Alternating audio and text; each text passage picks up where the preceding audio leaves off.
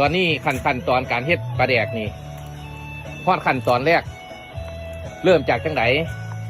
คือตอนนี้เขาได้ปลามาเข้ากับมาน็อกเกลือกับน้ำแข็งเพื่อสะดวกกับการคั่วเขาต้องเอาใส่เอาเกล็ดออกให้ดีเพราะว่าเขาสิกินเองปลาแดกนะมันสิได้สะอาดพอคั่วเสร็จเขากับมาแช่ตัวนี้ก็คือ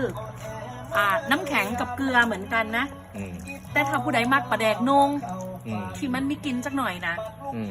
ไม่ต้องใส่เกลือกับน้ำแข็งให้มันเป็นกลิ่นสีตุ้งนุ่งจักหน่อยแต่เราจะเอาเขาบ่ต้องคั่วนี่เอาลุใส่รวนบ่ดีบ่ไม่ได้ประหยัดเวลาไหมบ่เขาย่านขี่มันขม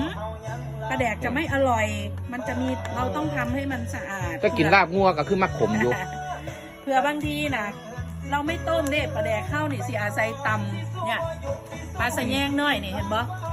คุยกับบักขามน้อยโอ้เจ้าบองเฮ็ดไปเป็นอาหารแบบนั้นเนาะรายการเดี๋ยวต่อขั้นตอนต่อไปค่อยว่ากันอีกเทื่อนึง